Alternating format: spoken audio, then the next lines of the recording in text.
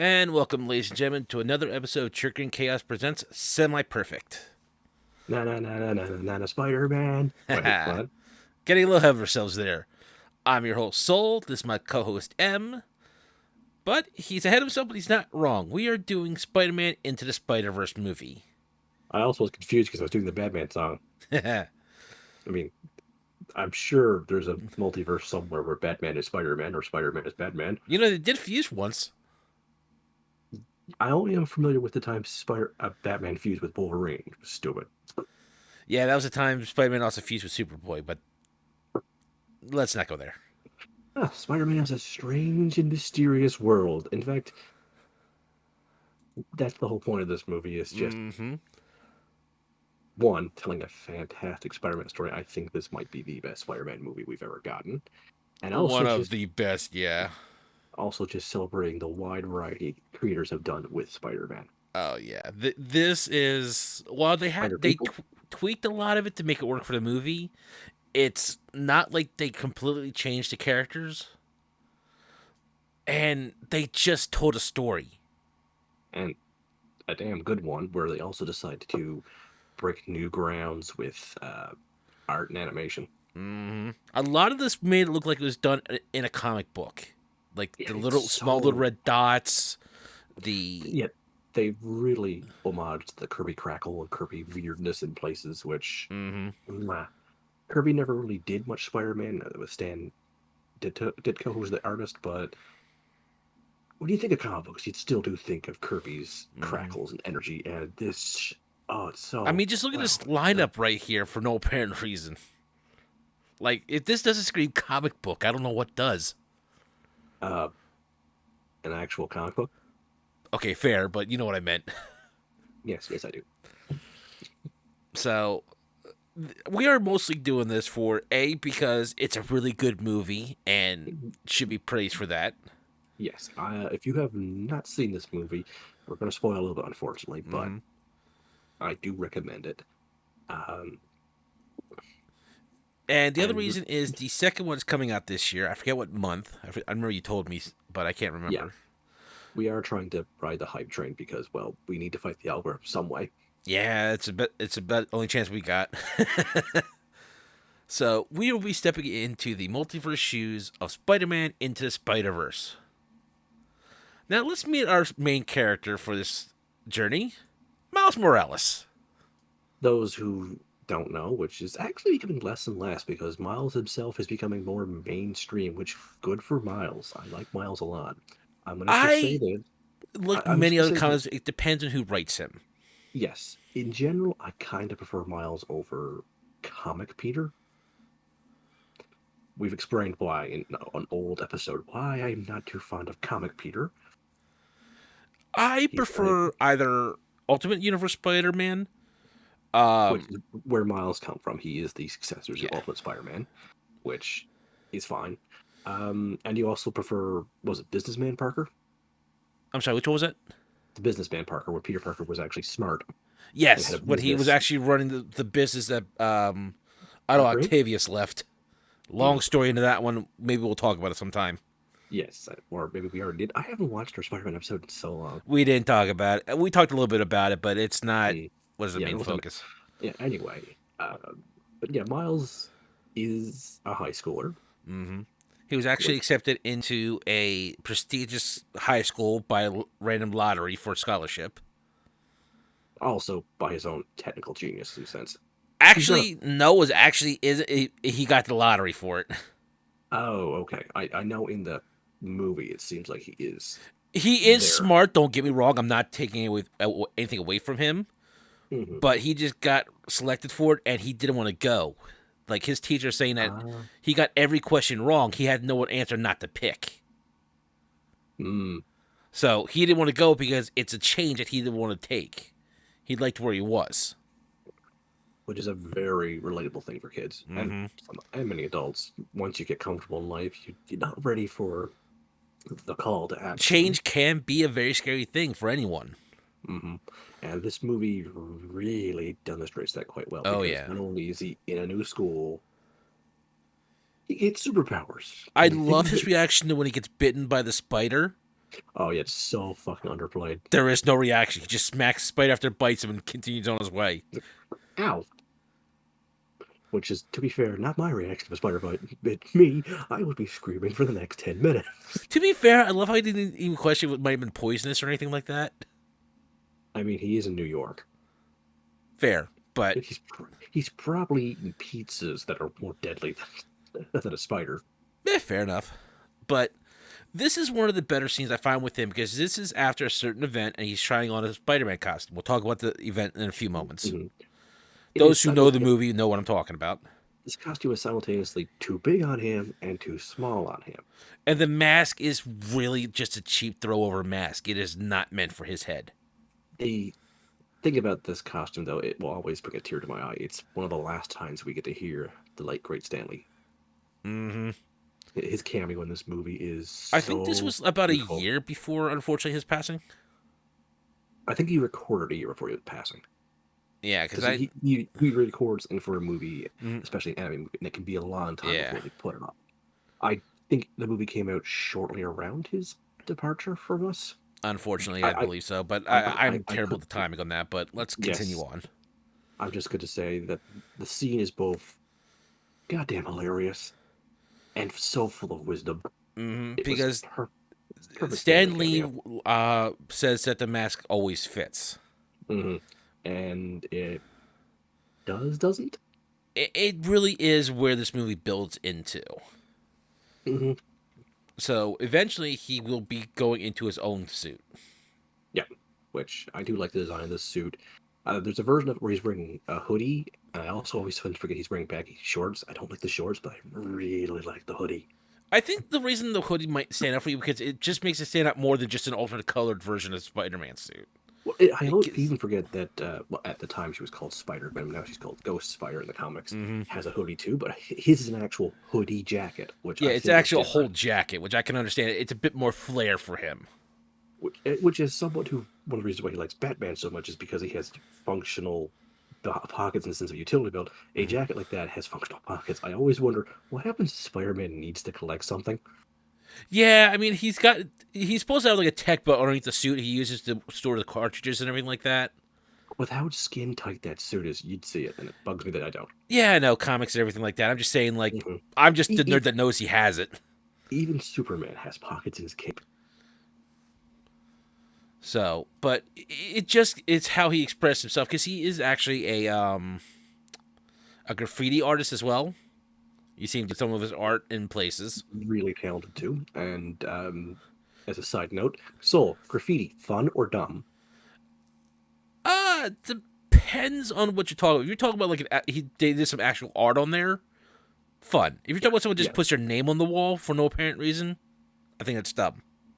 yeah. And there's even dumber than that. But So honestly, the art that Miles does is of the really expressive, really beautiful, and he's not like spray painting in different places. yeah, so it's up in the air for me on that one. It depends on what it is. Yeah, the street art I've seen from around New York City, it's generally quite breathtaking. So I think it was really clever to make Miles an artistic genius in a And I'm going sense. to zoom in a little bit. You can even see Yeah, that look that the way he designed it, his spider logo, it looks like a spray paint on it, which I think it yeah. was. His artistic mind is just great to differentiate him from science major Peter. He's also But in a lot of variations. He's also more of a computer hacker type genius. again, that difference is from Peter, who's more of Peter a was kind of more a engine. mechanical and engineering type genius most Yeah, cases. of course, Hence, chemical because every no scientific comic book can just be one thing. yeah. Which kind of makes sense because he made the web shooters and the chemical web fluid. So Hmm. it gotta give it to him just to be able to make those. Yep. So let's move on. Now, this is Peter A. Parker. Let me just zoom back a little bit. This is the first Spider Man we're introduced. Notice the Hmm. blonde hair, the winning smile. This is kind of our red herring at the start of this movie. Hmm. This is Spider Man where everything is going right for him. He's well liked in the city. He's got his Hmm. own franchise of burger joints. He's married to Mary Jane. This is the Peter that zagged, where comic book Peter zigged. He makes Yeah. almost all the right choices, it seems. He does all the right things. He is New York's hero instead of menace. Yeah, I was waiting for J. Jonah Jameson to come out and sing praises for this guy and to let you know something was going on here. Look, if that had happened, the reality of that world would have probably collapsed in on itself. But this is like anybody that knows Spider-Man knows that this is something that's not right. This is This going Peter, too well. every time one other Peter like steps on a thumbtack or makes a mistake, this Peter ends up finding a $5 bill on the ground. Mm. That's his life. It feels like, and unfortunately, even how much luck he has, eventually, like being the Spider-Man, bad luck catches up with him, and he actively dies Which there right after. is my theory on that, on on how he got kind of, because if you remember in the movie, Mm-hmm. Miles is there when Peter A. Parker dies. Yes. And their spider sense kind of interferes with each other because they can kind of Yeah. detect each other using spider sense. I get the feeling that this Spider-Man was very reliant on his spider sense, and when it starts to malfunction, just the slightest. And in the situation he's at, even the bare minimum of a millisecond can sometimes be life or death. Plus, there's all the whatever particles of the interdimensional stuff going on could also be affecting him, Mm-hmm. or it could just be some other Spider-Man's bad luck just flowed through that dimension for a millisecond, and that's what hit him. Because But let's one face way or it, the so other, this Spider-Man meets his demise. yeah, let's face it, so how much bad luck does some Spider-Man have? Which one do you want me to use? Because they're all pretty much a punching bag at some points. Yeah, yeah. So even in the universe where everything is going at Millhouse, it goes wrong. Yeah. Now, let's go on to the Peter that everybody should recognize. Peter B. Parker. This is the A for one that like decided to kick in the shins. A for amazing, B for bum. Well, Yeah. he's not actually a bum. He does have an apartment, but this Not Spider-Man much of is one, but past his middle age. I want to say, like, he's in his middle ages. somewhere He's between. Well, the other one was 26, so I want to say somewhere around there. Just because no, this one's a lot more disheveled. He also acts way older. I think he's at least in his 30s. I'm just saying at minimum 26, just to make the comparison Yeah, between the yeah. two. So I'm saying he's at least 26. He's got a bit of a gut. He sleeps crying sometimes because his life is that much hell. There's one of my favorite scenes. He's in the entire Spider-Man suit in the shower, and the shower is just on. He's crying Mm-hmm. Let's see. because He got divorced from Mary Jane because Mary Jane just wanted kids. He didn't, and yeah, he got hit in the head with a drone while swinging around trying to yep. safeguard New York. I'm pretty sure there's a J. Jonah Jameson just calling him a criminal every 5 minutes. And that apartment he lives is not exactly what I would call good. Yeah, and remember that restaurant I said that was a huge hit for Peter A. Parker? Yeah, it got canceled on him. Yep. And a bunch of bad financial investments, blah, blah, blah. Yeah, basically everything went to hell. Yep. He So, gets pulled in, and rather than be Peter A. Parker, who wanted to be Miles's mentor, he kind of ends up being Miles's mentor against his own will. which is, I was actually watching a comparison of the two Parkers in this one. Mm-hmm. And while it would probably been shown that Peter A. Parker would have given Miles like the superhero advice about doing the right thing and web swinging and all Mm-hmm. that, the first advice Peter B. Parker gives him is actually decent advice for wearing that costume, where to put the baby powder, and applications like that, so that he's comfortable while doing this. So it's That's kind why of he funny. feel. That's why he feels like he's a couple years older than A. A is still riding high on the heroism. And I B think you're right is because I like, think I remember Aunt May also calling him saying he was older. I think I remember. yeah, I think he's got some gray hair, Yeah. but that also could just be from the stress of being this Spider-Man. Mm-hmm. But yeah, he gives practical advice, not like Yes, that's what I heroic was trying to advice. get at. Like Peter A. Parker, for example, gives All Might level kind of advice. Mm-hmm. Peter B. Parker gives you Eraserhead level advice. Yeah, because he's been kicked down into the gutter so many times just for Now, I'm not saying Peter A. Parker's advice wouldn't be good, no. but Peter B. Parker's basically on the lines of Yeah, if life doesn't go well, here's how you make lemonade. Yeah, he's also just the one that just wants to get the goober, which is the deactivation key for the machine. We'll talk about He, shortly. I just love that. He's just so tired of having to memorize the MacGuffin. He just gives it one flat name for every one of them. It's Mm-hmm. always a goober. Don't care what it is. See, Just tell me how to plug it in or tear it apart or whatever I'm supposed to do with it. Just tell me that part. I don't need to know its name, its backstory. Just I want to get this done and go home. My soaps are probably on. yeah, because he's just downtrodden. He's just tired of this. He's been through the wheels of motion so many times. It's basically another static. Is then it's like, oh, he's gonna say you got 24 hours, and Kingpin eventually says you got 24 hours. He's been around the block so many times. He's He does practically the little dictating what's going on. he does the little hand talking animation Yep. because he doesn't need to pay attention to all this stuff. And when he fights, or at least does teach Miles a few things, he does it in the old Chinese mentor way from a kung fu movie where he doesn't give a rat's ass. He's basically arms behind his back, not needing to fight. Yeah, I think it's also because he didn't want to. He flat out says that he does not want to mentor Miles. For multiple reasons.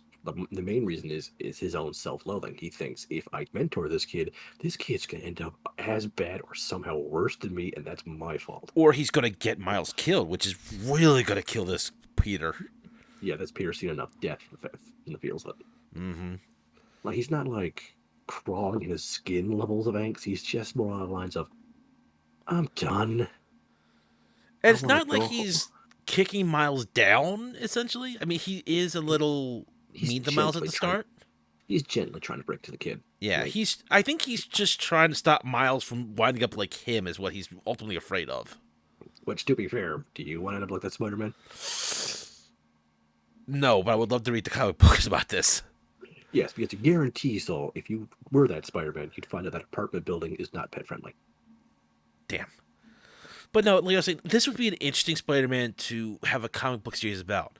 The one Just that a, is, just a mini series, like yeah, four I don't issues. need like a whole series, but I'm talking like maybe like a 6 issue Mm, miniseries just to see his day life of him just both knowing the entire routine and mm-hmm. not being surprised by a lot of it, but also at the same point so worn down he doesn't care about it. It's like, here's the goober, problem solved. I'm going to bed. Yep. Like, there's no reason for this to take this long. Like this is definitely not the Spider-Man that leaves the friendly neighborhood Spider-Man notes tag to his beating up criminals. He just ties them up and probably like texts some police officer. Crooks, Third Street, light pole. Eh. Mm-hmm. He probably doesn't even have like a need a text. He probably just has like a preset like copy paste on his phone. And just like, Yeah, probably at this point. yeah. Now, the other thing is, like, you see how disgruntled he is looking at that photo frame. In that Mm-hmm. photo frame is Peter A. Parker and Mary Jane happily married. And that's his biggest regret. Mm-hmm. Because one of the many reasons that Peter and Mary Jane and his universe broke up, Mm-hmm. Mary Jane wanted kids. Peter was not ready for that. And that's Mary another Jane huge thing that happens with a lot of marriages and other stuff. One is ready Mary for Jane something, and the other is not. was ready for change. Mm-hmm. Peter wanted to stay the way things were. What was Miles' problem before he gained superpowers? I can't help but notice there's a running theme here. Yeah, that's one of the reasons why these two actually bond, despite the fact that Peter P is just trying to keep him at arm's length. No, he can't help but notice there are some similarities between him and Miles. And to be fair, when Peter actually starts holding some faith in Miles, he actually genuinely does have that faith in him. He believes He Miles can do Mi- this. Miles goes from tag along kid to this is my little brother, and if anyone hurts him, I'm going to murder everyone in this room. Because there's a scene here with the other Spider characters that they're trying to ask. They're pretty much berating Miles if he could be a Spider-Man like they are, Mm-hmm. and they're so loud about it. But there's brief flashes of Peter trying to tell them to cool it because Yep. he's realizing that he's not going to be the type of Spider-Man that they are. But No. they can't see it yet because they just met him. Plus, they're always they're in their own head of what they need to be Spider-Man. Mm-hmm. Speaking of the other Spider-Man, I would just like to mention one other thing before we move on. hmm, In the background, you also see Peter A. Parker's various other spider suits. I thought he was just trying to rip off the Batcave.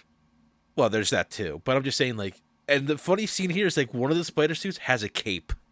I know, I love that. I'm sorry, I'm a sucker for a nice cape and superheroes.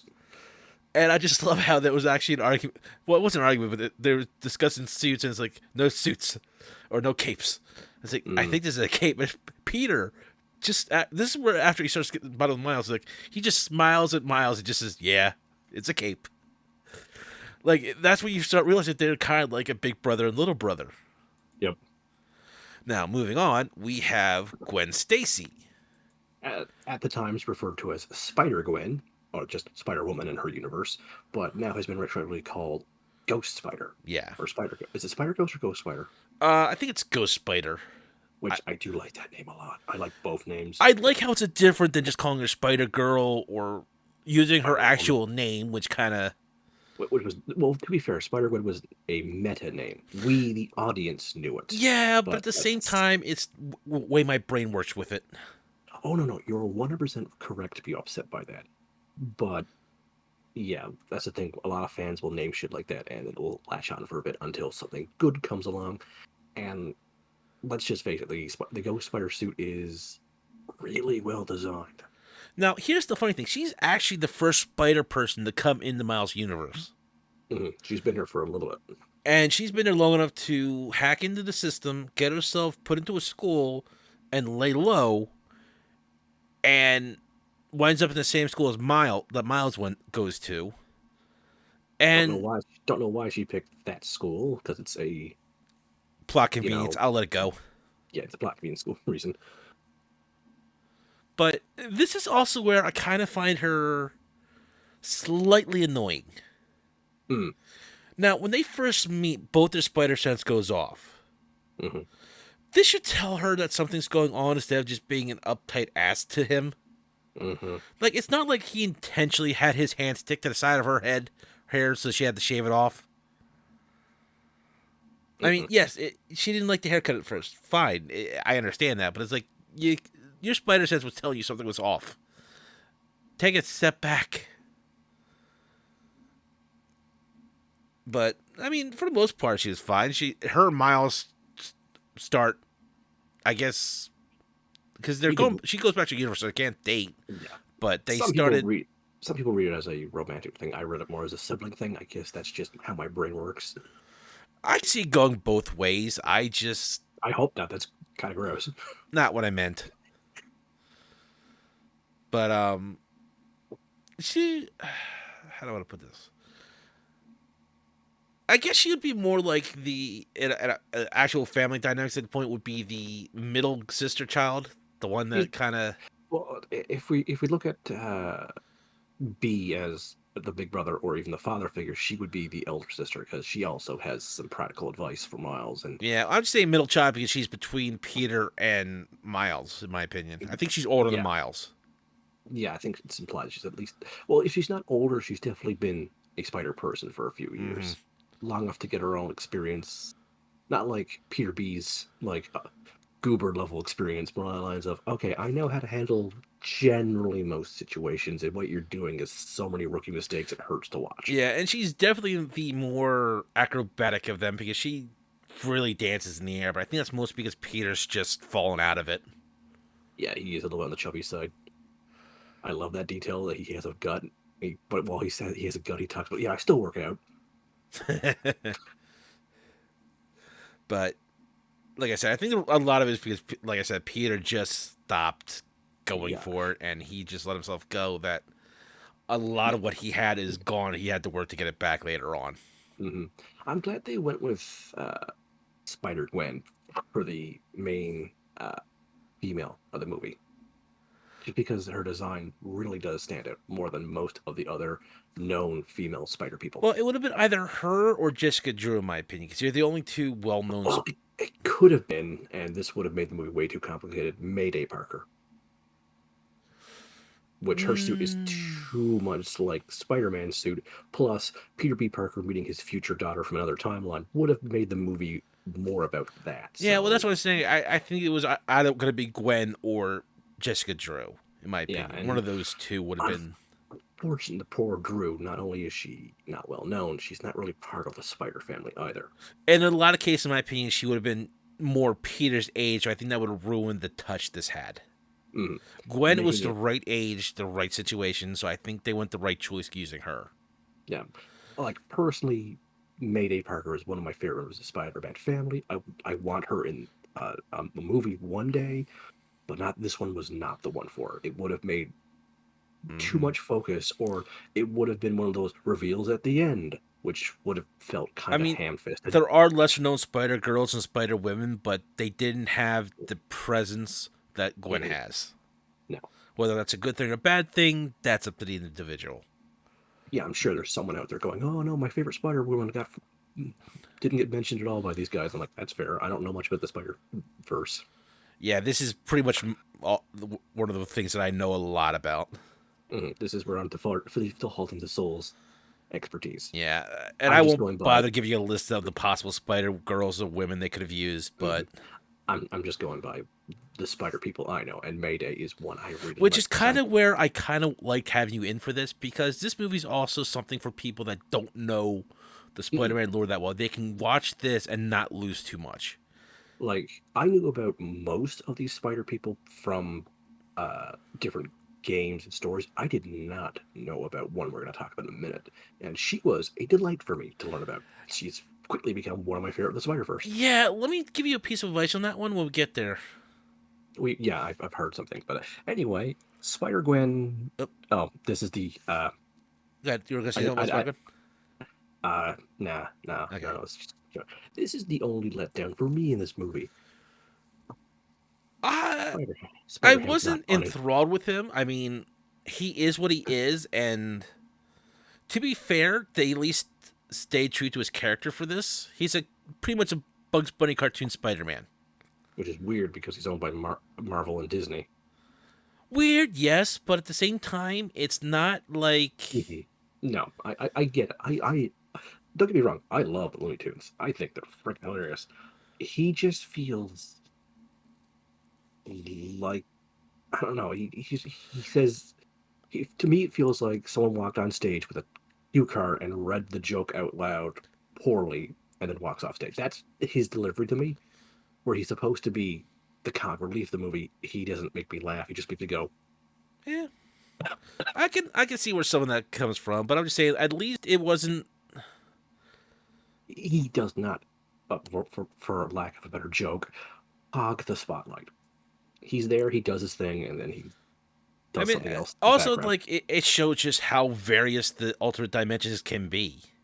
I just think that he's way too much of an in joke for a lot of Spider-Man fans, and those of us who don't like him are just dragging along because To be fair, I can see that, but at the same time, it's also kind of calls into how some of the lesser known Spider-Man got noticed because he is an actual Spider-Man, literally he's not created. one of He does exist. He is in his own comic universe. he is not, unfortunately, one of the lesser known Spider-Man. He's one of the better known Spider-Man I now. mean, better, lesser known. It's kind of the middle ground on him, really. Yeah, yeah.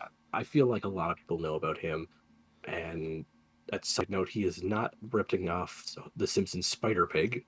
He came before Spider Pig, but I still Mm. think Spider Pig and Harry Plopper is funnier than him. Yeah, he's pretty much one of the years where all I Marvel think characters are pretty Spider much Pig farm animals and does other animals whatever like the Spider Iron Pig says. Mouse. Yeah. Um, I forget what the others are, but that's not important. Marvel, DC also has their own variation of this joke. I think it's called the Amazing Zoo Crew. I forget now. I It's not don't. important, but we'll move on Yeah, because he's there. He does his jokes. yeah. Still He really hopes his hammer is used in the next movie. he's at least not. He at least, to his credit, he at least understands that the situation is critical. He's not constantly making the jokes to hmm not understand the situation. He's making the His jokes in the situation because that's what his character does. his first joke is the worst one, where he shows up wet. I Yeah. don't get it. I don't get it, and I don't want to get it. No, but at the same time, like I said, he's not being stupid in a dire situation. He's playing No. like, Okay. Here's my complaints about him sound very bad. This is me looking for flaws in this movie. mm-hmm, Like, if he was removed, this movie would be fine. But him here, it would be still one of my yeah, favorite Spider-Man movies. So that tells you I'm just being really yeah. picky. I just have a hard time saying the way that he is here. hmm He understands the situation is vital, and he pulls out jokes during combat stuff, but that to his character, not trying to downplay anything that's going on. Yeah. So this is Penny Parker. This is the one I knew nothing about, and this version of her I really like. I am kind of aware the other version of her might not be to my. Um. Okay. This is the one they changed the most, actually. Hmm. Okay. This one is kind of more of a tech nerd in a sense. Yeah. She doesn't have any combat powers. She has the spider sense, and that appears to be the only superpower she has. That thing behind her, that's a mech suit that she gets to pilot. And she has, I believe, a telepathic link to the suit and a spider that travels with her. Yes, I think the spider actually is the power source for the suit. I'm In a not weird, 100% sure with that world. I didn't. I read a yeah, few issues, but that's it's the part that really creeps me vague. out the most because she's friends with a spider, and I'm like, no thanks, no, no, no, no, no, no, no, no. But cute anime nerd with his mega suit, I'm sorry, that's just one of my cup of Hmm. teas. I just like that, and she also is the continuity of this movie, but her jokes tend to land with me. She does tend to be more situational aware as well. Yeah, Only because, as a tech nerd, she understands the perils of the machine and everything like yeah. that. It feels like she's the embodiment in this movie of Spider-Man's deflection through comedy, Yeah. which B doesn't really have anymore. He's so jaded. A, we didn't get to see do. Miles has a little bit. Gwen has a little bit. Yeah. The next Miles one is has a, still learning to step into the game. yeah, he In a hasn't sense. learned what he needs to deflect yet, Yeah. but Penny definitely feels like she is. Well, we don't really know what her experience is. Like, she should be the little sister of the group, but she is too I want to skilled to. say somewhere around a little more than Gwen's, unfortunately. Simply because Mhm. of her age, I say unfortunately. Yeah, But the original Penny Parker was based off Evangelion. yeah, I know. I'm just saying that now because this is because if you're looking up her comic or anything, it is not like what she's presented to in this universe. Yeah, I know. It's not very wholesome. It's kind of angsty in places and needlessly gratuitous for some things. Well, it has a lot of the flaws it has with its parent series of Eva, which I understand people love Eva, but I'm sorry, I cannot like To it. be fair, it kind of feels like a better written Evangelion, but that's my opinion. That isn't very hard, in my opinion.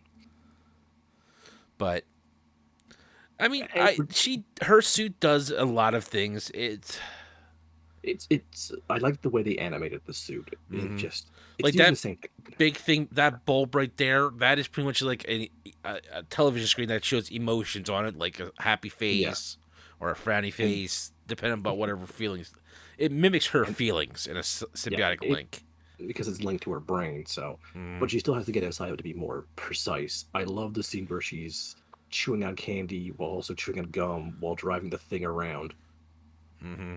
in a very intense If you semi-loop notice, sequence. there's looks like a psychic link, and it makes it look like it's webbing between the Hmm. at the shoulders, which I like. It's a nice touch.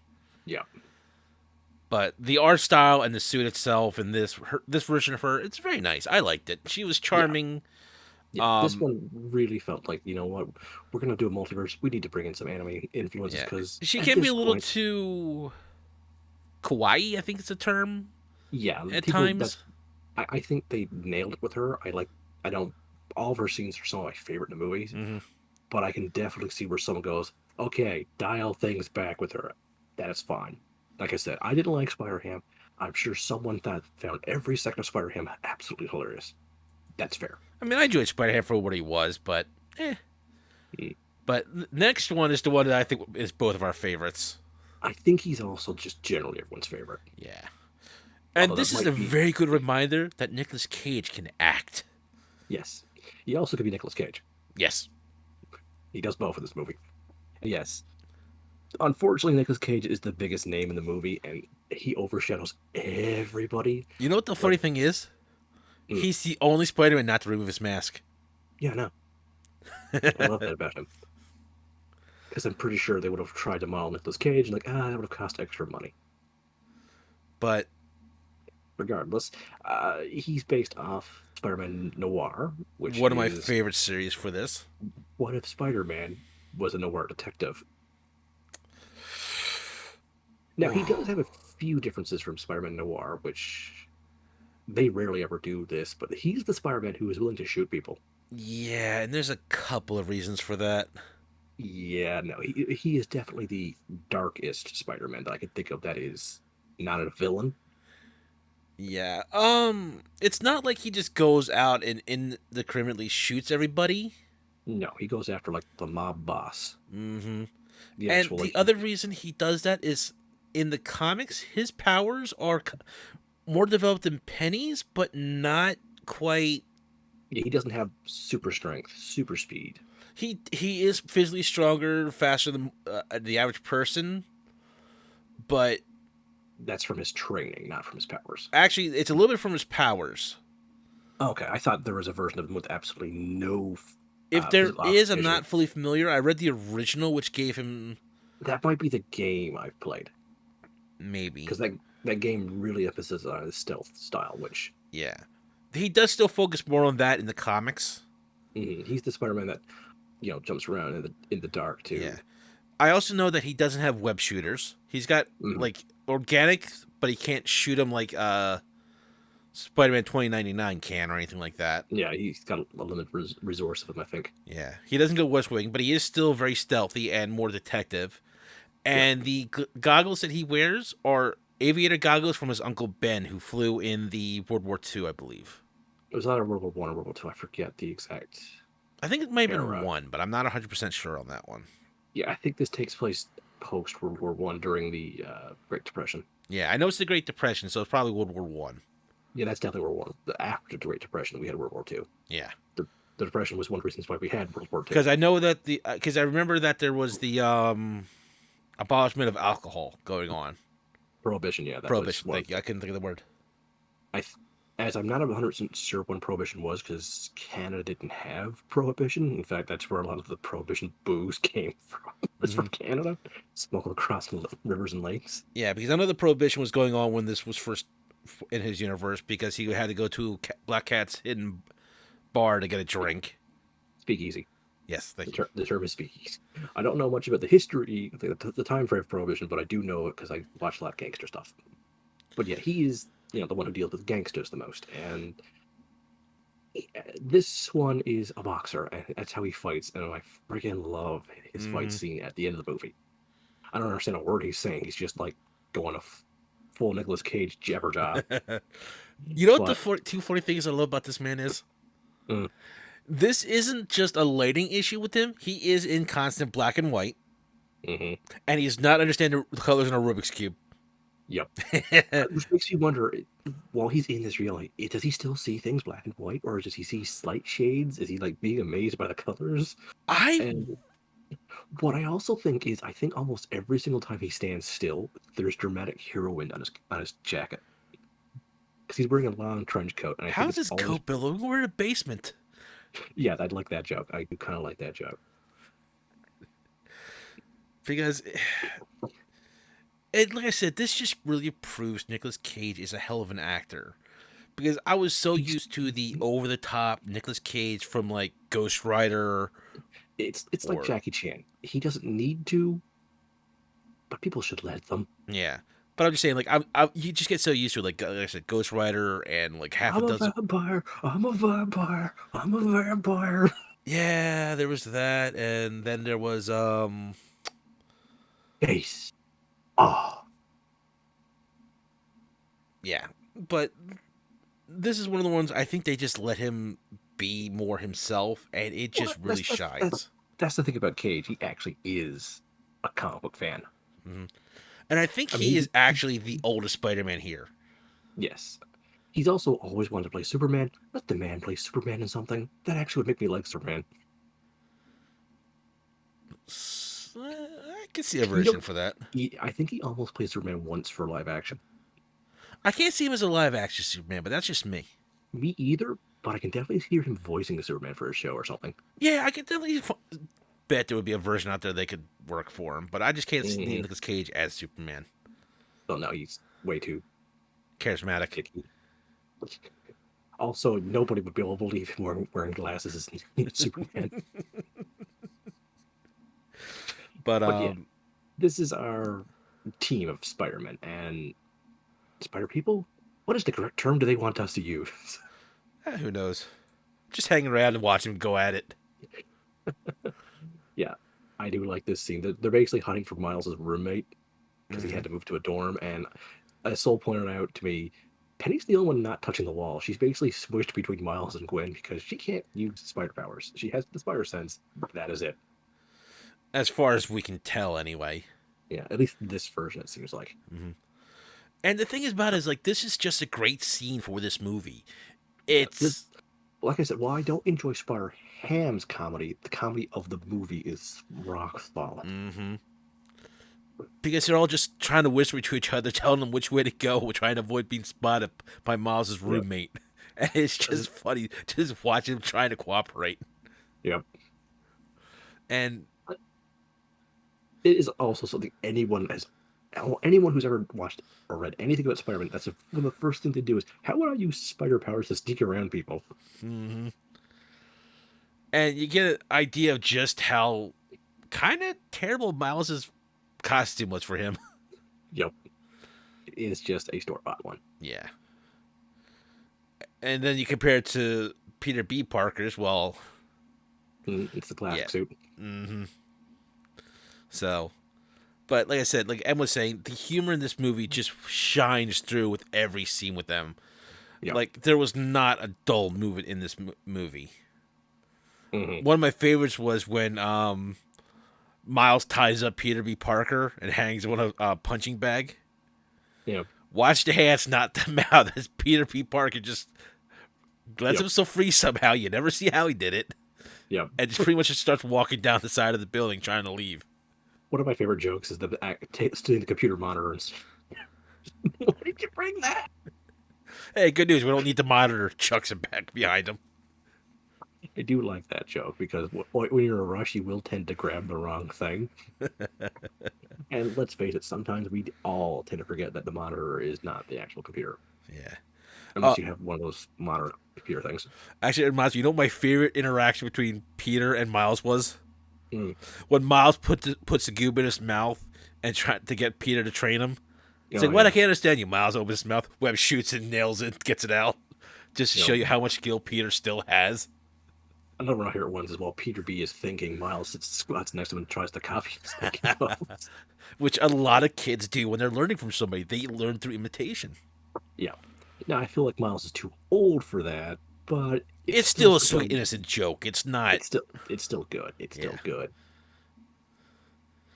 So, then we have the Aunt May for Peter A. Parker's universe, who was clearly in on everything.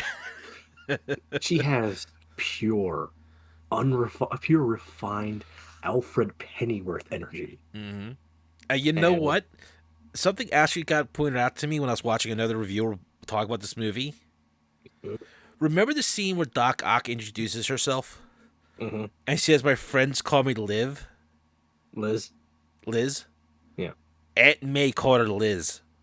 I think that's a reference back to the original comics where Aunt May almost married Octavius. I was just about to say that. Which I really like that as a nice callback. Mm-hmm. But I'm just saying, it's just a she- nice little thing that if you're not paying attention, you can easily miss. She's the one who helps Miles modify one of A's old suits, which there's no way A had a suit in Miles' size, so it feels like she started modifying it as soon as she saw Miles. Mm-hmm. Which She's is also where got a few of the Spider-Man together because she knew what was going on. Yeah, that's why she feels like the Pennyworth of this universe. And I don't think she expected to find one that was so close to her part Peter either. After meeting like Noir, she probably. Yeah, she didn't. She probably thought that our universe has lost its only Spider-Man. Mm-hmm. What are we gonna do after these guys are gone home? And seeing Miles trying to be a Spider-Man probably put a lot of hope back into her. Yeah, but I'm just saying, seeing Peter B. Parker and how similar he is, but yet still different. Yeah, must have hurt like hell. Yeah, it must have really. You've lost your. Well, let's face it. Peter's her son. I don't care. That's her son in every sense. Because legally, Peter A. Parker was not dead that long. It's a day or two at most. Yeah. I forget the time frame of this movie, but It's all A like week 48 at most hours. is what I'm giving it. Yeah, it's a weekend or a week at most. So she is still in mourning, and yet she is dedicated enough to this being the Spider-Man's man behind the computer screen to get this ready. Hmm. She And doesn't have time to grieve, and I love that she carries this energy with her that everyone understands and respects her. I Like love this how is, she tries to tell everybody to take the fight outside of her house when it starts going down at her home. and I instantly love how every spider person in the room's like, "Oh, we really should." Like, "Oh shit, he's gonna scold us again." Like Sorry, she man, knows we how all to. choose a dance floor. What are you talking about, Noir? I mean, that he didn't choose that dance floor. The dance came to him. I love that line. And she does. She's in there very minimalistically, but she's there enough to be a proper character. Mhm. Like, you can read her very well. She has a few good jokes. But she does. I'm not trying. She doesn't overstay the welcome, though. This isn't a movie No, about her. no. Like But if there was a miniseries, I wanted a few issues, a few pages of just her grieving and then picking herself up. but you can see, like I said, when she meets Peter B. Parker, you can see the hurt there, in my opinion. Hmm. Although Which my is favorite thing about the Spider Cave that Peter A. Parker has, it has a rocking chair in there for him, and I just want to picture him putting that rocking chair in her. It's like, I may wouldn't want a nice big computer. Ooh, I'll buy her a new rocking chair. but I just like I said, he, full applause to the animation crew for the facial animations and everything for this. They copied a lot of the actors and actresses who did these voices. Like I accidentally saw her actress's face, and it's very close to hers. But I'm just saying, even if you can copy the face, doing that with facial expressions can still be very difficult. Mm-hmm. So I still say full credit to that team. Now we have Jefferson Morales. This is Miles Morales' father. Yep.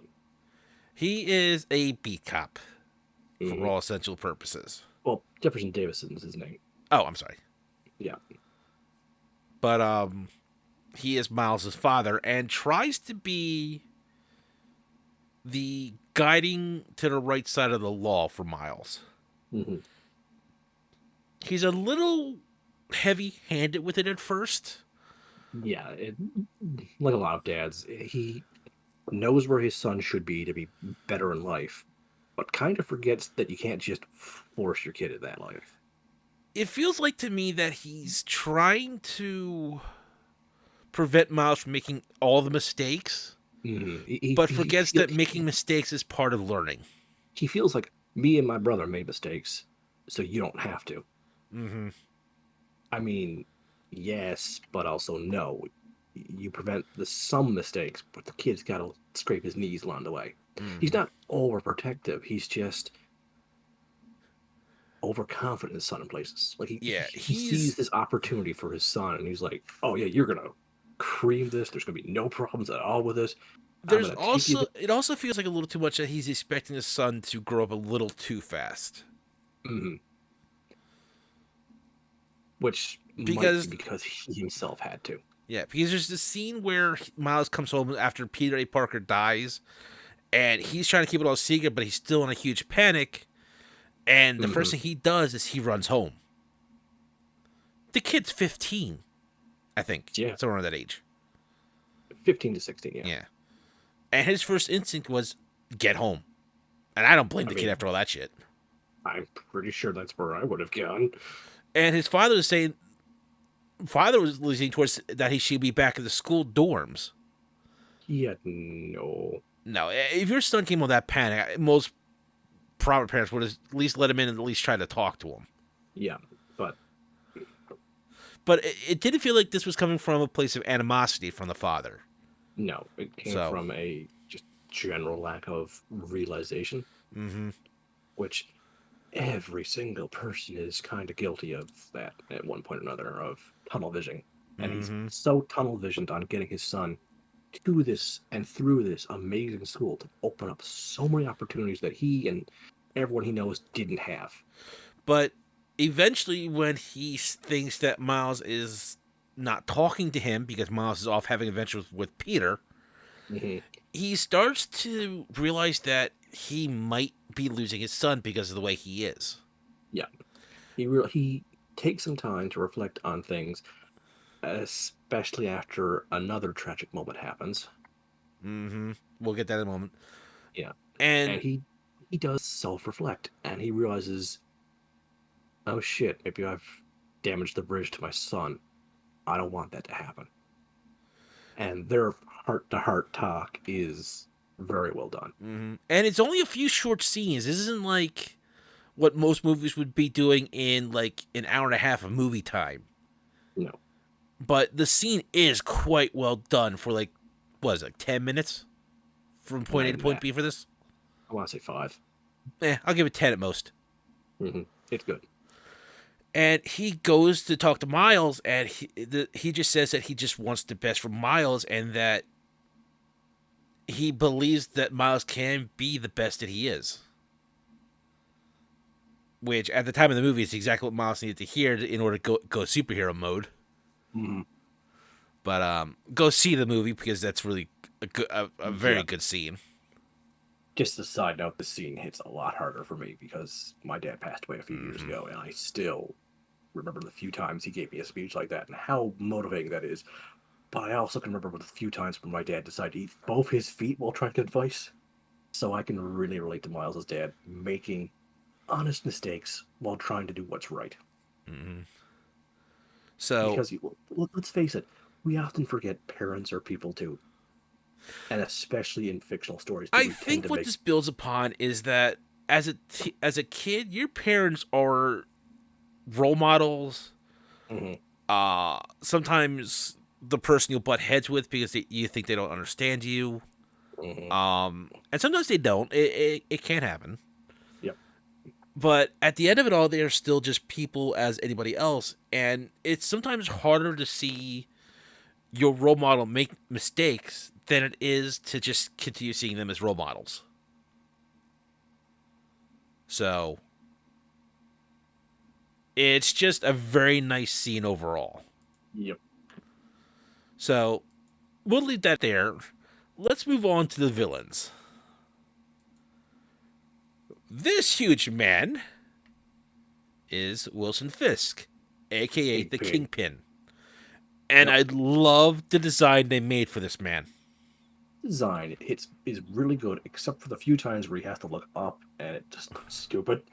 Mm-hmm. But the rest of the time, he walks into a room and everyone around him feels like ants. And that's what it's supposed to feel like with him. He is a huge man that just his size incorporates what he is. He is power incarnate where he walks. He is both physical and financial power. Mm-hmm. This looks like a man that will punch you, and your head would either go splat or go through the concrete wall. Yep. And in And after certain few, versions, he is a mutant that's like a solid muscle being that pretty much could do I, that. as I don't generally like the mutants in the Marvel universe, I don't like him being a mutant. No, but I'm just saying there are a few incarnations of Yeah. that. But for the most part, But he's yeah, just a huge man that what I is. love about this Fisk is his motivation in this movie. Mm-hmm. He lost his family, so he's trying to take back his family from the multiverse. Yeah, his wife found out that he was a not quite a supervillain, but a mob boss essentially. Which is enough of a reason to run away. Mm-hmm. Unfortunately, while running from him, they got into an accident and were Hmm. killed. So So rather than learn that, oh, hey, my lifestyle ruined my lifestyle, he decides to double down and literally steal his wife and kid from another reality. well, you gotta figure at least there's one reality where his wife and his son were also mobsters. You could have Yeah. been heavily ever after with them. Here's the thing, though. What Multiverse is happens a when bitch. what happens when he steals them from another kingpin who is just as mad as him? Yeah, I thought about that one too. Yeah, this is a no-win solution because he'd have to find the absolute perfect reality where that Wilson Fisk is either dead or would be happy to give them up. They want to come to another reality. They don't hate that he's a mobster. They don't mind that the reality might behave differently around them. Like they could come from a reality where they only breathe the spaghetti. I don't know how the multiverse works because there's a spider pig. But here's the thing. He doesn't care. He just wants his family back. And Hmm. that's also relatable. He also doesn't care that his machine that he's hired Doc Ock to make is literally destroying the world. Yeah, it's literally tearing the fabric of reality apart. Yep. So even if he gets his perfect family, even if there's no downsides to grabbing them, the machine itself will probably turn the reality inside out. And even if it doesn't, then the other Kingpin's machine probably will still do the same thing, trying to get back to him. And then we're going to have a Kingpin versus Kingpin fight. And no one's going to win that until Spider-Man try and stop them all. Or two Kingpin turn on their machines to steal the families from each other. It might just, never cross the streams. And then we came to the Fisk War over one family. I mean, I'd watch a short video about that. A bunch of fools can fist punching the crap of each other. But Yeah, but you, his you get scenes are well done. He is a well written villain. yeah, You're sympathetic that he lost his family, but at the same point, his demeanor yeah. really writes him as the villain. You you feel sorry for him, but that's no excuse for, possibly destroying the multiverse. So speaking of Liz, yeah, This universe's Doc Ock, and she tries in a little way to take control of the project from Fisk. She's basically trying to use his emotions to her advantage, but this is one of the few times where that does not happen. Like Fisk stays in charge the entire time, even though she thinks I'm smarter than Fisk. yeah. This is where one of the times where if she probably tried, I think Fisk would have put her through the wall. Yep. Which I kind of appreciate the main villain having an underling, and the underling isn't outsmarting them. Yes, I do appreciate that. It also is a more natural Starscream and Megatron thing going on, if you know what I mean. Yeah, Like, there's a reason Fisk has to keep her around. and there's also a reason why Fisk is running an entire empire. Yeah. He's in grieving. He's not an idiot. But this Doc Ock is delightful. She starts off really excited to meet Peter B when he fails to steal the computer from her. Yeah, Because she's like, oh, hey, here's another dimensional being. I get to study you. And then she quickly devolves into mad scientist, and I love Peter B's reactions. what did you say your name was again? Yeah. I just Again, this is another example of the movie's comedy, but it quickly goes into oh shit. my only problem with her, and I know it's just because of how her tech is working, Mhm. but her arms just look like balloons. It looks like we just need a pin to solve this problem. Yeah, it's definitely they're more of a rubber or plastic Yeah, I mean, kind of thing, here's a which better look at the arms. I get why they went for that. It really does differentiate her from the Hmm. classic And I know autos. it's where the tech is. A pin probably wouldn't do it, but it just looks like if he just poked a hole in those. See, if they had done that with Spider Ham, because that's a very Looney Tunes joke to do, I think I would have liked him. But he doesn't go into those kind of jokes. He just tries slapstick without the He setup. does the more dry Looney Tunes slapstick, but there's no two Looney Tunes to play it by. Yeah, the Looney Tunes I know have a setup and joke. He just has the joke. I'm like, the setup is the best part of Looney Tunes jokes. Hmm. The wait, the anticipation, the watching her run around, hearing the squeak noise. He would just been like, take out a pin, tap it a few times. But But again, it's not. That's me nitpicking. Like, and her action scenes are pretty good too. yeah, her motions with those arms, like I said again, the animation team top notch, full applause. Hmm. Hmm. Because you can see like the winching in the eyes, his face just you can know there's a face of pain in that expression right there. Yep. Because he's being choked, he's being squeezed, and his arm positions, like nothing looks like this is like bad animation where his arm is like spasming in ways it shouldn't or anything like that. Hmm. But like I said, and her design when she's first wearing the lab coat, so you don't see any of this, is very well done. And Yeah. there's other clues throughout the movie when you first get to this lab that you see that she's Otto Octavius. Like her ceiling lamp has 8 sides, an octagon, the 8 arms of an octopus. Yeah. And this scene where Peter's trying to give Miles the password to the computer while trying to talk to her at the same time. And then when Miles does Mm, unlock the computer, her computer monitor is a mess of apps on that thing. yeah. You know what they say about madness and genius. It tends to be just kind of a mess. Yeah. But let's move on to another villain. This guy. This is Miles' uncle, the Yes. Prowler. He is Kingpin's main enforcer in this movie. Main enforcer, main go-getter, gopher, whatever you want to call him. Yep. He's the right hand. He's the guy. He's the dragon of the movie, Mm-hmm. for lack of a better term to And be I trust. love this dynamic because it draws Miles in even further than he already is. Mm-hmm. I mean, his uncle doesn't know for the movie until right near the end. Mm-hmm. But let's take a look at that awesome ass suit. Mm, I love this suit so much. Whenever the Prowler is shown off, the music and the sound is phenomenal. Yeah, let's just pause for a second and just talk about this movie's soundtrack. It is magnifique. It is on par for whatever is going on. It's so good. I bought the CD. Oh, I never bought the CD. I meant to, but I never got around to it. Mm. The main theme of the song, the main theme for the movie is called "What's Up, Danger." I If love you're not that gonna song. watch, if you're not gonna watch the movie, at least listen to that song. But It's he's good. got a fantastic suit, all the bells and whistles. Yep. The noises the suit makes, not just when he's on scene. It Mm-hmm. feels like he's like a very sound-based character, which gives him a heavy impression. Like it feels like he is literally a bass being put on top of you. Not like the instrument bass. I mean, like the bass of a speaker Mm-hmm. bass being fired at And you. I think there's like some sort of light or cat creature growling or roaring or something like that when he goes on screen. Mm, But the way the soundtrack plays with him is phenomenal.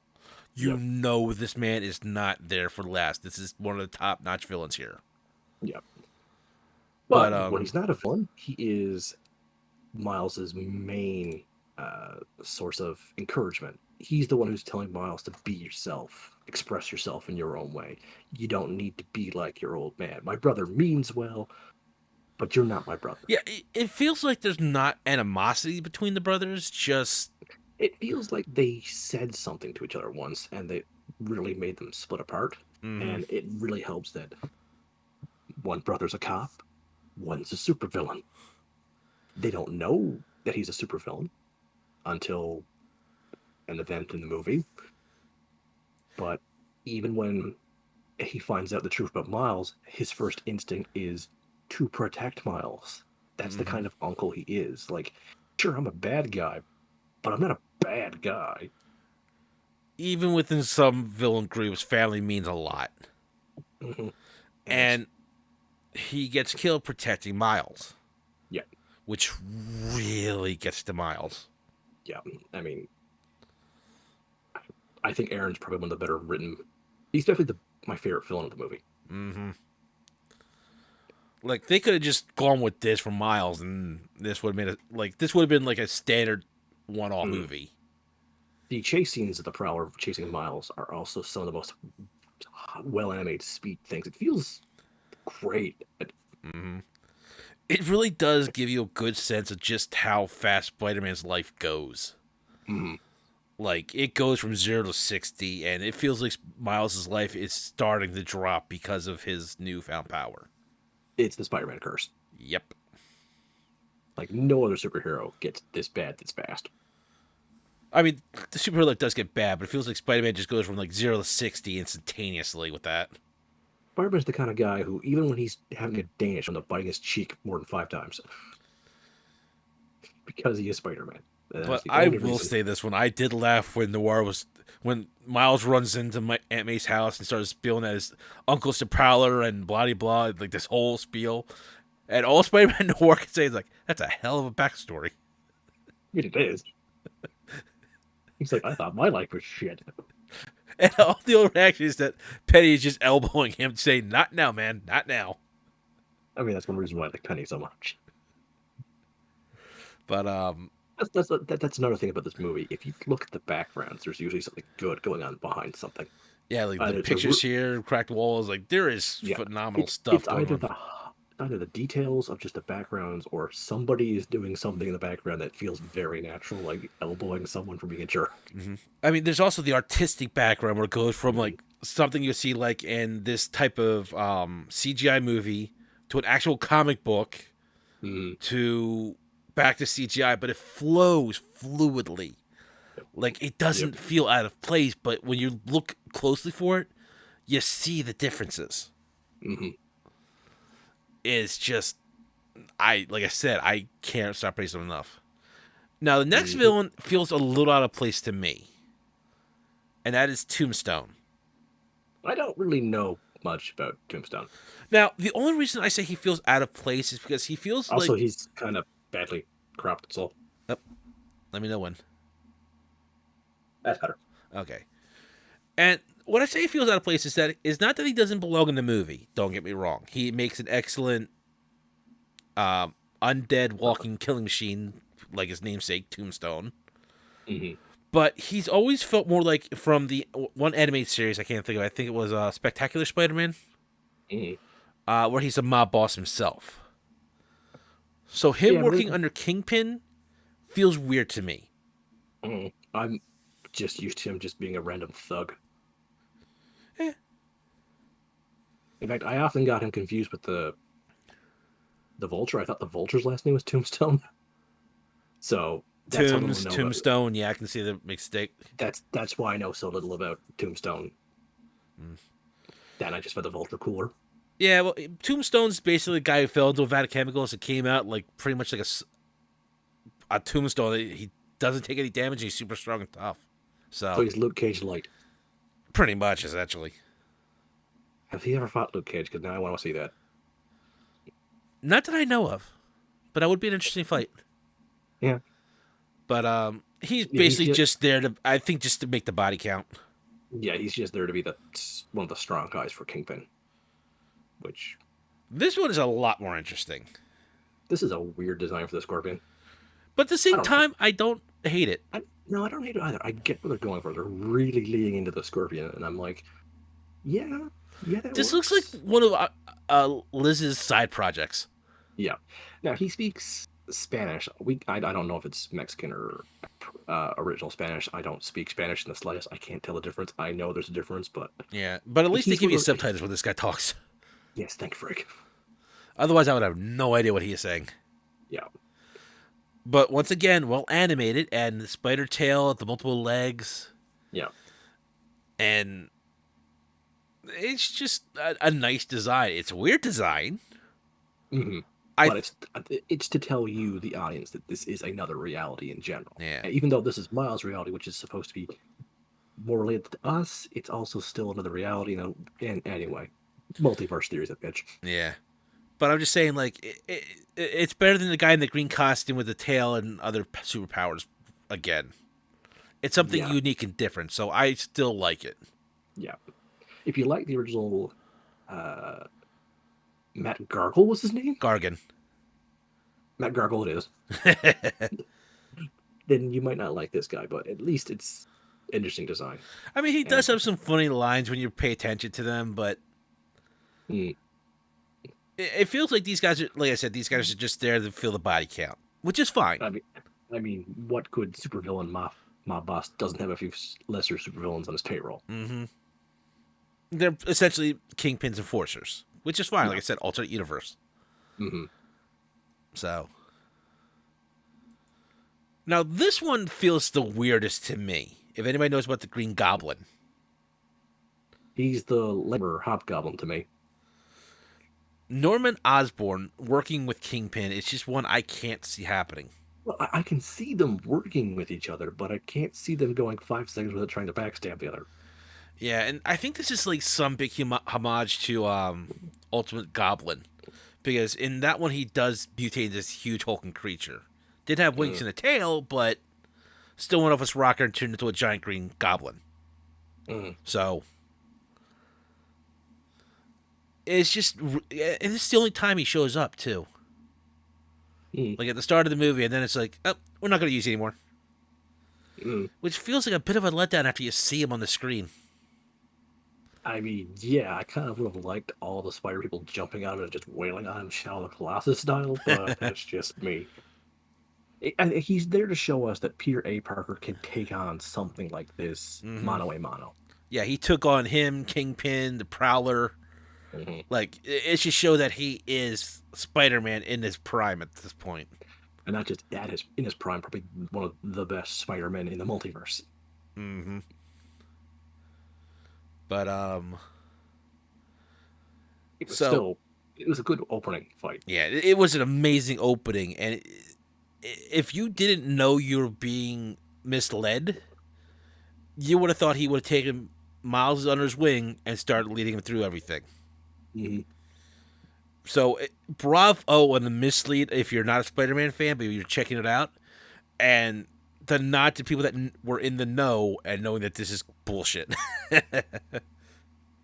So, Sometimes I mean, when you make a movie, sometimes, especially for a franchise you love, you sometimes you want to do a little fan wankery. mm-hmm, I mean, who hasn't imagined their own a Spider-Man story or a comic book story or a movie, whatever, coming out differently? And when you're told, "Hey, you get to make the Spider-Man movie," someone definitely like, "Oh yeah, Spider-Man's definitely beating up that Goblin." I've always wanted that to happen. mm-hmm. And like we said, this is well written. It's well paced. Every Spider-Man gets to time to shine. Hmm. They're not, Some are a little bit obviously more important to the plot, mm-hmm, but they're not but outshined. Like I said, yeah, everyone gets to take down at least one villain, which is why they needed a big group of villains for mm-hmm, Kingpin to they have. need somebody that could at least stand up to them. Yep. Like I don't think the people trying to rob the 7-Eleven over there is going to do too good of a job. No, I'm pretty sure if one of the things I do like with Spider-Man is his most common thing he fights is common crooks and muggers. I'm pretty sure if uh, attacked this nearest Circle K, ran out with the cash, and then turned around, and there's the Spider-Man standing above you. You turn around and hand the cashier back the cash and just lay on the ground. I'd like to go to jail now. Because let's face it, that spider sense is way overpowered for a lot of things. Hmm. I mean, combine that with spider agility, speed, and everything like that. Yeah. Yep. But and like I said, the way they're animated, they all fit into this world. You can still see there's some minor differences between them in their Yep. art style, Hmm. but nothing that would make them so jarringly stand out that you, except for the pig. Let's be honest. That's the joke with the pig. Yeah, I but feel like that's his only joke that lands. but Gwen, Penny, Peter, other Peter, Noir Peter could literally walk through the city. They'd never be stand out unless they were in the costume. Hmm. Well, maybe Noir might also be black and white when you take off his mask. Maybe that's why didn't take off his mask. Maybe he took it off and Penny freaked the hell out. Maybe he just got tired of her poking him in the face, trying to figure out what was wrong with him. Yeah, yeah. Or maybe he looks exactly like Peter A. Parker and he keeps the mask on not to upset Aunt May. Fair. I mean, I could definitely see him doing that. Like he sees, oh shit, this Peter Parker's dead. I'm keeping this on to prevent people from reacting poorly. But it's amazing how his top hat or not his top hat, his Fedora. fedora stays on for so long. Hmm. Like that thing only comes off when he pulls it off. Yeah, for an amazing. One of my favorite parts of the movie is just him. Hmm. I think he's fighting the Scorpion. Yeah, it is a scorpion. I remember that much. So he puts his hat on the Scorpion to blind him and then punches him in there and puts the hat back on. Mm. And there's this really touching scene at the end where they're all going home, Hmm.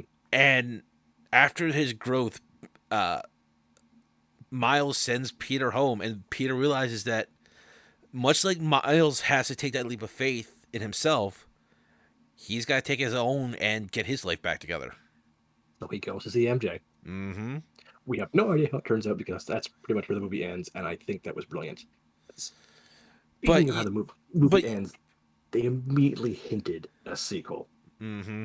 I love that because this deserves a sequel, and it's getting a sequel. I know a few things. I've seen a trailer for the sequel, but I'm not going to spoil them here. Mm-mm. But I will say this: at least at the end where Peter goes to see Mary Jane, you get the feeling there's a chance. Yes, there is a chance. There is hope. We're not gonna like instantly have the next movie, and they're like back together and having kids already, they're probably just going to be on the rocky starts again, which is fine. Oddly, Spider-Man is probably the hero I think the most with romance problems, so you Yeah, have it in the it's one of movie. the things that made him somewhat relatable when he was in his teens as a teen hero. Hmm. Because, high school was dating and all that shit. Which I loved. Part of the reason was that he even got creative because someone made a bet you can't make a superhero teenager. Don't tell Stanley what he can and cannot do. Because that man Stanley will was prove you wrong 24/7. Stanley. I mean, not everything Stanley made was gold. Yeah, because he will because he was telling that teenagers are always a sidekick. You can't make a superhero teenager. We haven't had an actual sidekick in things in years now. That Yeah. kind of sucks. All right. So I guess we're gonna have to get to the fault with this movie now because I think we've been Yeah, singing this praise just a little too yeah. long for this. There is one super fault that is bigger than Spider-Ham. Ha ha! They did not have the emissary of hell, Spider-Man, So there is a Japanese Spider-Man. made by the same people who made Kamen Rider. That's Kamen Rider V3, the third Kamen Rider, and also the second show behind him. Is he the one with the staff? No, that's X. Okay. He's the one with his belt has two henshin devices that one and two both had one each. Okay.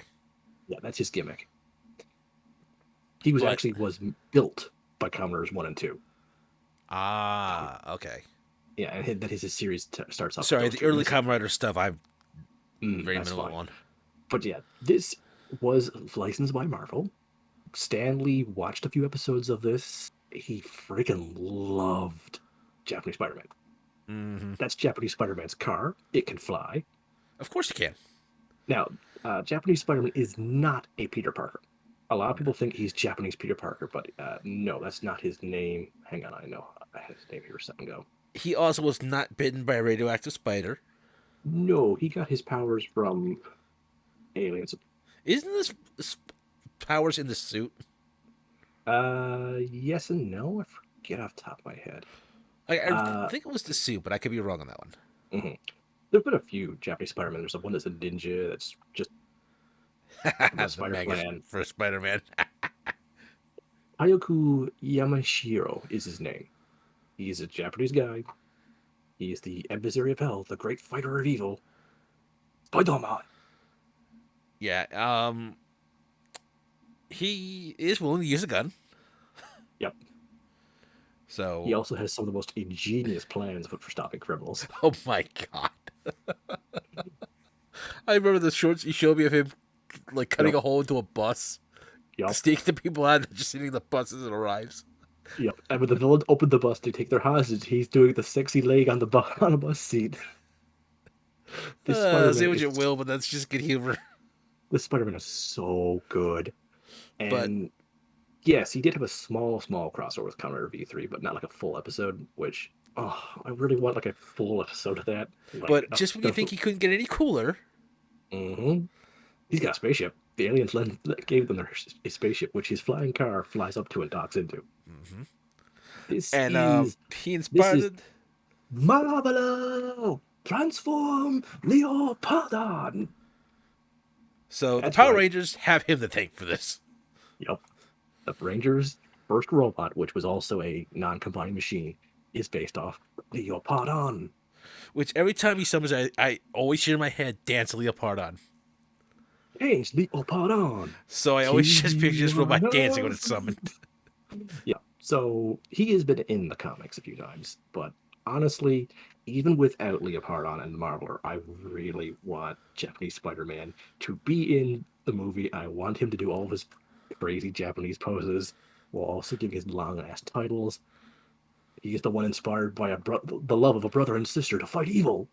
I know it's an old joke, but him just going to one of his speeches and everybody else just looking at him like, "Are you done yet?"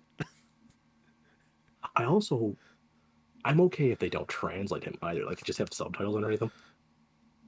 And you know what? Only like Penny and a few others actually speak Japanese, not understanding him. Everybody else is looking at the others trying to get translations. I'm not sure if Penny will squee over it, cringe out of it, or at one point try and join it in on it with it. But that sounds adorable either. I think the third one. Yeah. But I think Yes. the only other thing is my problem with it is, like I said, if some of the villains just, well, I understand they're a body count, and I will not Hmm. discredit for that. Hmm. It just feels odd seeing Green Goblin, Hmm. Tombstone working for Kingpin. I get the feeling that the creators just really wanted to use certain Spider-Man villains. They probably used some of their favorites. And for the sake of And the story, and that this is another universe, I can mhm, let it slide. I yeah, still question it, but yeah. I'm having too much fun to really care. The only one of the thugs that makes sense was Gargle. Scorpion. Yeah. Everyone Um, else, Prowler the makes sense Prowler. because he's pretty Yeah, much yeah. for hire. I think he's tech is from Kingpin. Hmm. But Tombstone, nah. Gobby, nah. Like they could have picked other ones. The Rhino would have been good instead Mm-hmm. of Tombstone, but I guess they wanted someone more human-sized. Yeah, and plus a But little more intelligent because the Rhino is not. they could have used like a human-sized Rhino. Mm-hmm. That would have been a different design. Mysterio. No. Nah, Mysterio is kind of works in the group, but not in the way they needed for this movie. They could have used Chameleon, but that would have made things way too complicated. Mm-hmm.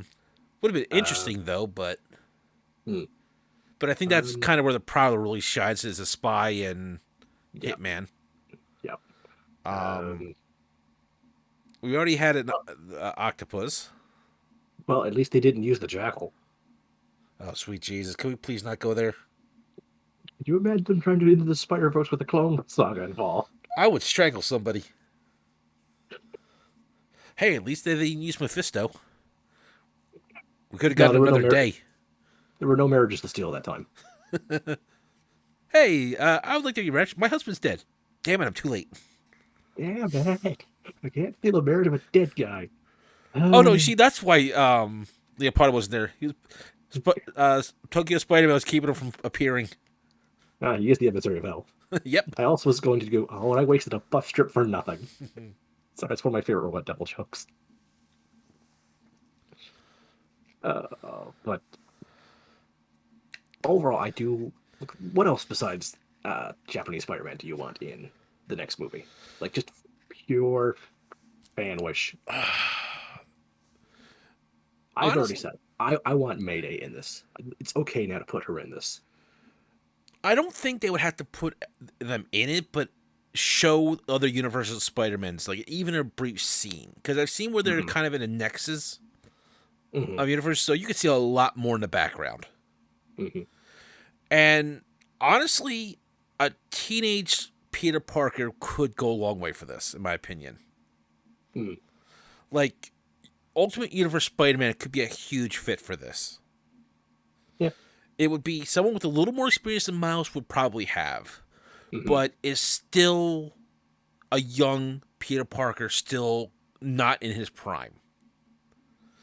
Because Do you Ultimate want Spider Man put up with a lot of shit for a teenager. a symbiote Spider-Man to show up? If they do, they can't have someone else who knows what it is Mm. because it would ruin the entire setup.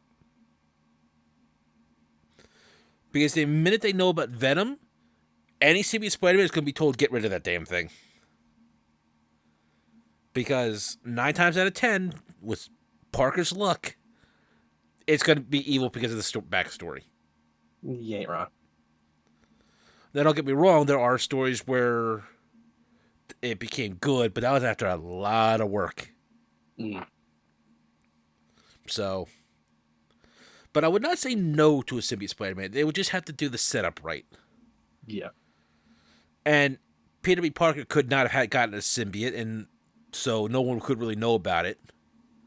So I think it could work. It'd be an interesting fit, in my opinion. Mm. Um,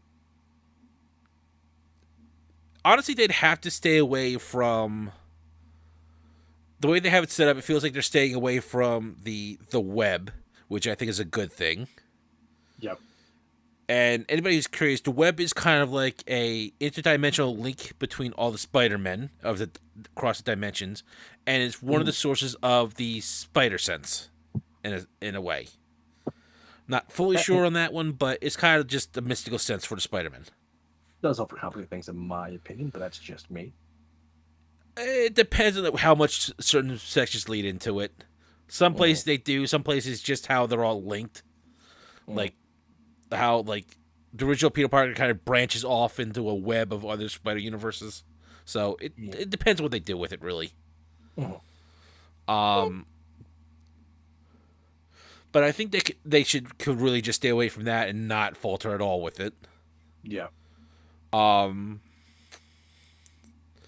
I know who one of the main villains for the new movie is. I don't know if you want me to spoil it or not. I prefer if you didn't. I'm Okay. just gonna say we do know the other Spider-Man I wanted the most is gonna be in the 2099 Spider-Man. Yes, He just has a really Miguel freaking cool O'Hara. suit. Yeah, Miguel, that's his name. Thank you. Hmm. He just has a really freaking cool suit, and that's not just my fan of Batman Beyond talking. I do like his suit. The funny thing is it's just a Mardi Gras costume of the future. Yeah, I know. I love that. I love stuff like that. I Yeah. love when you take the piss out of things like I've that. been reading a lot of the 2099 stuff recently because I was curious about it. Mm. It's How actually is a that? lot better than I thought it was. Mm. Oh, Um, oh yeah, this movie definitely gets both our seal of approval. Like, oh yeah. if you have not watched it, please go ahead and watch. So one other question: you asked me what Spider-Man I wanted in the next movie. Is there a Mhm. villain you want to see? Well, my personal favorite Spider-Man villain is the Hobgoblin. Mm-hmm.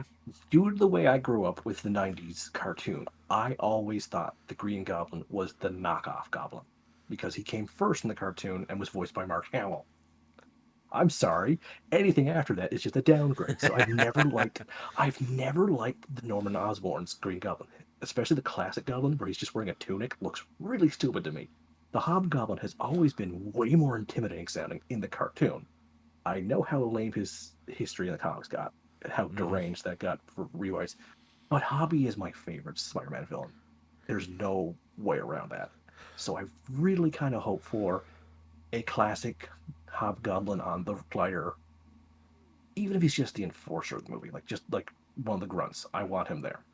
I My want favorite. either a version of Venom I don't mind Venom that much. or Mysterio, just to really screw with them all. Mysterio is also one of my favorites. But when it comes to big villains Spider-Man has faced, it's generally other Marvel villains I like more than his own Rogues Gallery. Like, don't get me wrong, a lot of his Rogues Gallery is fun, but they've already used a Doc Ock, so don't, Mm-hmm. not a Doc Ock. They've used a Goblin, even though it's just a monster in a sense. Well, I And the think Chameleon is only really good for uh, espionage.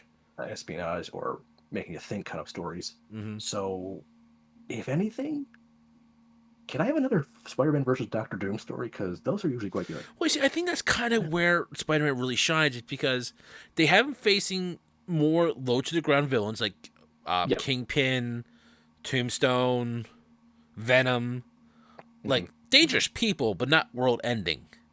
So Yeah. when he steps up to bat, he gets underestimated so much. Hmm. And that really helps him shine when he faces like Doctor Doom. Um, Spider-Man has the same. Spider-Man has the in-universe thing that Hawkeye does in out-of-universe, where people are like, he's just a lame guy. But the thing is, Hawkeye always kicks ass. Spider-Man mhm. always kicks ass. Why are people surprised by that? But I can't really think of any like, well, besides Mephisto. That's just because I want all the Spider-Men to find out what happened to a Spider-Man and Mary Jane and just kick the crap out of Mephisto for me. Because I will never stop hating that story. I'm with you on that one. Yeah. Like, I don't care if you didn't like the marriage. That's totally fine. But that's no way to ruin an end of storyline. Especially the way it was presented with the bullet in Aunt May and no one could remove it. I'm sorry, Doctor Doom would have made 4 clones of her.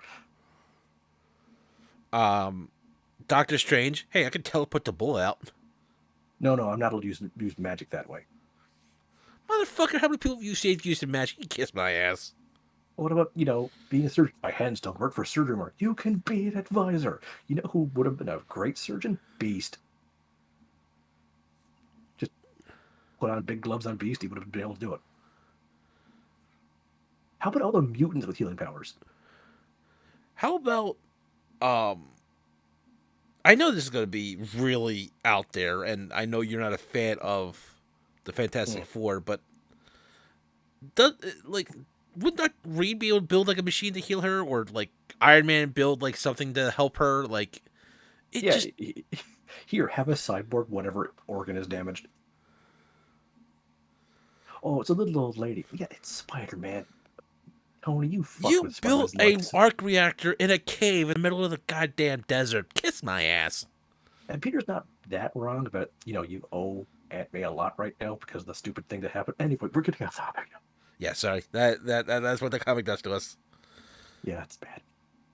Like I said, you're okay. I like that marriage. You're okay not to like that marriage. You're okay to want it canceled or I was moved, okay but with the marriage as long as it was just stable and worked. well, the problem with the marriage is they kept cutting back to her pointlessly, saying she's worried about her husband. Scene over. Why do you Yeah, need that every 5 minutes? that did kick it off a little. Like, But that's not the marriage's fault. That's the writer's fault for not mhm. having an idea to do. Or thinking if we don't do it, I Spider-Man will mean, have I angst. was kind of enjoying it when she wasn't they didn't have the marriage. Mary Jane was working for Iron Man as an assistant. It was interesting. I mean, Anyway. Anyway. So, we should talk what we're doing next. so in the prospect of after seeing this awesome team up Mm, and needing to go back to doing wasted potential, we're gonna open your eyes to the next fives. Kamen Rider Fies. This is the one that Soul really got into on his own, and you have some strong opinions of the show. Ugh. But yeah, next time is the wasted potential of Kamen Rider 555. Now It's it's not gonna be it's both not my pleasure and my distastefulness for this one. no, it is not the 555th Kamen Rider, but they are getting close to that number. They've got Pokemon syndrome at some seasons. Uh, well, folks, thanks for joining us. If you have any comments or anything you'd like to share about the movie or even Spider-Man in general, please leave a comment. If you enjoyed this, leave a Tell us like. who you want in the next Spider-Verse movie. Tell us who they should have had in the first one. Or even better yet, I know we didn't discuss it because we're not that prone to it, but if there's a voice actor you want to voice a certain Spider-Man or villain, Mm, leave that mm, choice because I would be interested to hear about that. yeah. But for now, we'll leave it off at here. I'm Soul, this is M, and we wish you good night. Woo!